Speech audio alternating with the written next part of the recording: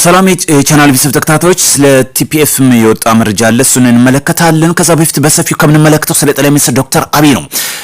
በርካቶች ብሔራዊ ጥቅማቸውን አደጋ ላይ ጥለው ስለ ብሔርተኝነት ይሮጣሉ። እኔ በግል አመለካከት ብሔራዊ ጥቅሜን አስቀድሜ የግል ጥቅሜን ደግሞ ጠይቃለሁ።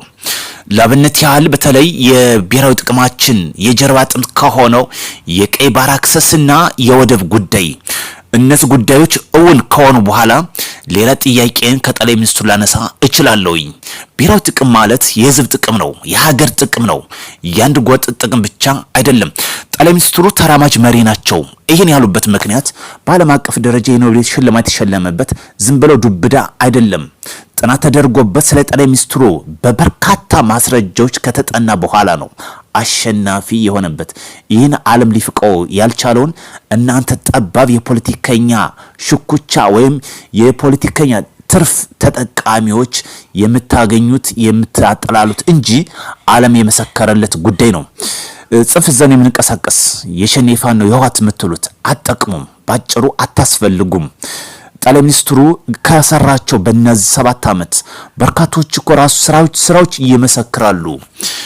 ቢሾፍታውን በቅርብ የተጀመረው ኦጋዴን ጋዝ እንዲሁም ደግሞ የሃይድሮሊክ ፓወር አሁን የተጀመረው 90% የደረሰው በተለይ በኦሮሚያ ክልል የሚገኘው አዋሽ ላይ የሚገኘው እሱ እንዲሁም ደግሞ በጎንደር የመስኖ ፕሮጀክቶች እነዚህ ላብነት ያለ የጠቀስናቸው በርካታ ፕሮጀክቶች አሉ እየተጀመሩ እየተጠናቀቁ የሚገኙት።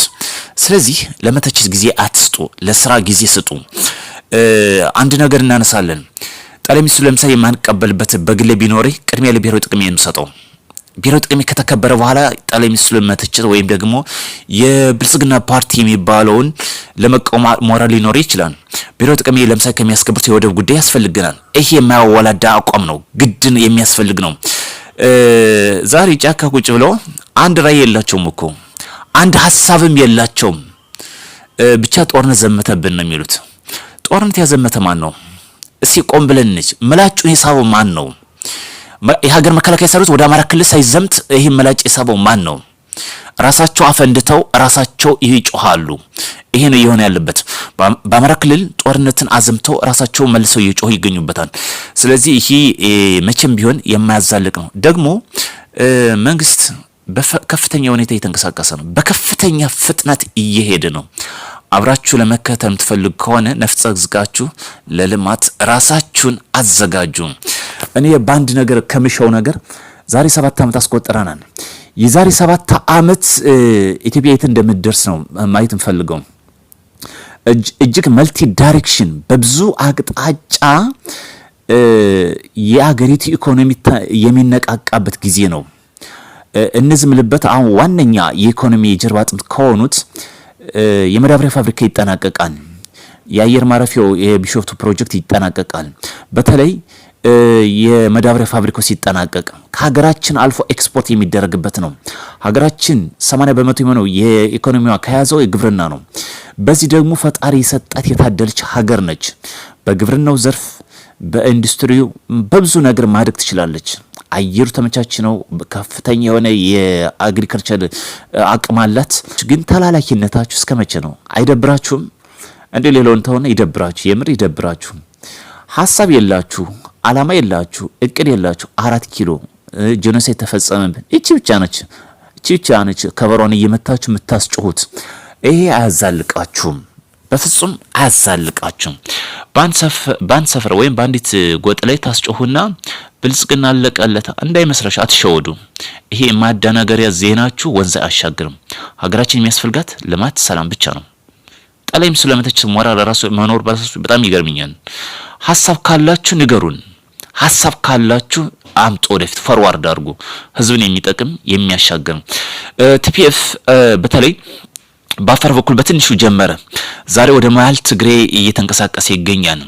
ምክንያቱም ዋና ዓላማው የህወሓት አገዛዝ 50 ዓመት ሙሉ ሀገርን ያልቀየረ ክልሉን ትግራይ ክልል ያልቀየረ ዛሬም የስልጣን ጥማተኝነትን የተላበሰ ይብቃ ውረድ፣ ለትግራይ ወጣቶች ስልጣን ስጥ። በቃ ቲፒኤፍ ዋና ዓላማው ይሄ ነው። ቲፒኤፍ የትግራይ ነጻ አውጪ የሚባለው ስልጣን አይፈልግም። በዲሞክራሲያዊ መንገድ ስልጣን የትግሬን እንዲመራ ነው የሚፈልግ። ለዚህ ደግሞ የህወሓትን ቀንበር ማስወገድ ነው። አሁን በከፍተኛ ሁኔታ የትግሬ ወጣቶች ተቀላቀሉ ይገኛሉ። አርሚ 11 ተብሎ የሚታወቀው በተለይ ወደ 500 በላይ በሳምንት ተቀላቅለዋል ወደ ቲፒኤፍ። ከአርሚ 11 በመፍለስ ወደ ቲፒኤፍ ተቀላቅለዋል። አሁን በከፍተኛ ሁኔታ ለትግራይ ነጻነት የሚላበስበት ሩቅ አለመሆኑን እያሳየ ይገኛል። የአማራ ብሔርተኞችም በተለይ በአማራ ነጻ አውጪ ነው የሚለው ፋኖ ብሎ የሚዘወረውም አሁን የጊዜ ጉዳይ ነው። እየተዳከመ ራሱ እየተንሸራተተ ይሄዳል። አንበርካቶች እኮ እየተሸራተተ ነው። ምክንያቱም ስራው ተግባሩ እየተገለጸ ነው የሚገኘው። ጠቅላይ ሚኒስትሩ በእጅጉ እናመሰግናለን። ስራ እጅግ እናመሰግናለን። በአጭር ጊዜ ወደ ከፍተኛ ደረጃ ወይም ማማ የምንደርስበት ሩቅ አይደለም። ዓለማችን አሁን አይኑ ወደ ኢትዮጵያ ያደረገበት የሚገኙት ጠቅላይ ሚኒስትሩ የሚሰራቸው ስራዎች ናቸው። አንድ ነገር በተለይ በየወሩ ከምጠብቀው ጠቅላይ ሚኒስትሩ ምን ያስመርቃን የሚለው ብቻ ነው እኔም ጠብቀው። ለምሳሌ ሚያዝያ ዛሬ 9 ነው ወይም አፕሪል 17 ነው በነጮች ማለት ነው። በትናንትናው ዕለት የተመረቀው የንፋስ የኃይል ማመንጫ ወይም ደግሞ አሰላል የተመረቀው 100 ሜጋዋት የሚያመነጨው የኤሌክትሪክ ፓወር ያመነጨው በዚህ ወር ጀምሮታል። ለቀጣይ በእነዚህ ወሮች ውስጥ ምን ፕሮጀክቶች እንደሚያስመርቅ ነው የምፈልገው። ሌሎች ደግሞ በየወሩ ሀገራችን ለማተራመስ እባካችሁ ሰከን በሉ። ህዝብን አትወዱም ወይ? ለልማት እንዘጋጅ። ጦርነት ይብቃ፣ ይውደም፣ አያስፈልገንም። አሁን ሚያዝያ ላይ ነው። ቀጣይ ፕሮጀክቶች ምን ጠቅላይ ሚኒስትሩ እንደሚያስመርቅ ምን ልማት ዞ እንደሚመጣ እኔ የምጠብቀው ይሄ ነው። አስዩም ማደርገው እናንተ በተቃራኒው ደግሞ ብሔርተኞች ጦርነትን በተለይ በቴዲ ይሄ በአንድ ግለሰብ ስንት ፕሮሞሽን ተሰራበት፣ ስንት ፖለቲካ ሽኩቻ ተሯሯጠበት። ቴዲ መግለጫ ሳይሰጥ መንግስት መግለጫ ሳይሰጥ እነዚህ ፖለቲከኛ ትርፍ የሚፈልጉት ስንት እንደተሰራበት ዛሬ ትናንት ተለቀቀ፣ ተነፈሳችሁ። ነገ ደግሞ ከናንተ ምን እንሰማለን? ነገር ከናንተ እንሰማለን። ልማት ከጠቅላይ ሚኒስትሩ እንሰማለን። ልማት ከጠቅላይ ሚኒስትሩ፣ ነገር ደግሞ ከነዚህ ከብሔርተኞች እንጠብቃለን። ይሄ ነው ልማት ወደፊት ይቀጥላል። ሀገራችን ታድጋለች። ቲፒኤፍ ወይም ይሄ ማለት ህወሓት በተለይ የተንኮታኮተበት ዋነኛ ምክንያት ዘረፋ ላይ ብቻ የተቀመጠ ቡድን ስለሆነ ነው። ጠቅላይ ሚኒስትሩ አሁን አቅሙ ያጠናከረበት ዋነኛ ምክንያት ስለማይዘርፍ ነው። ሚስጥሩ ይሄ ነው። አይዘርፍም። የሀገሩን ኢኮኖሚ መልሶ ልማት ላይ ያውለዋል። በዚህ ምክንያት ወደፊት እንዲራመድ እያደረገው ይገኛል። ሀገሪቱም እንድትነቃቀ እያደረገው ይገኛል። በጣም ከገረመኝ የነዳጅ እጥረት ወዲያው ሲከሰት ጠቅላይ ሚኒስትሩ የበረረበት ወደ አረብ ጉዳይ ነው። ወደ ተባበሩት አረብ ነው የበረረው። ይሄ የሀገር ጉዳይ ነው። ሚሳኤል እየተተኮሰ በረራ በተቋረጠበት ሰዓት ይሄ ቢያንስ ይሄ ጥሩ አስተማሪ ነው። ቅድሚያ ለህዝብ፣ ቅድሚያ ለሀገር የሚሰጥበት ጉዳይ ነው። ስለዚህ ሀገራችን ትራመዳለች፣ በእርግጠኝነትም ታሸንፋለች። ጮሃዮች እንደ ውሻ እየጮሃችሁ በሰንሰለት እንደታሰረ ውሻ እየጮሃችሁ ከዛው ትውላላችሁ፣ ታድራላችሁ። ወንዝ አያሻግራችሁም። ልማት ካለ መሻገር አለ፣ እድገት አለ። ዲፕሎማሲ የሚመጣውን በልማት ብቻ ነው እንጂ በጮች የሚመጣ ጉዳይ አይኖርም። ጠቅላይ ሚኒስትሩ በዋነኛነት የምንደግፈው ብሔራዊ ጥቅማችን ስላስቀደመ ነው፣ ሌላ ጉዳይ አይደለም።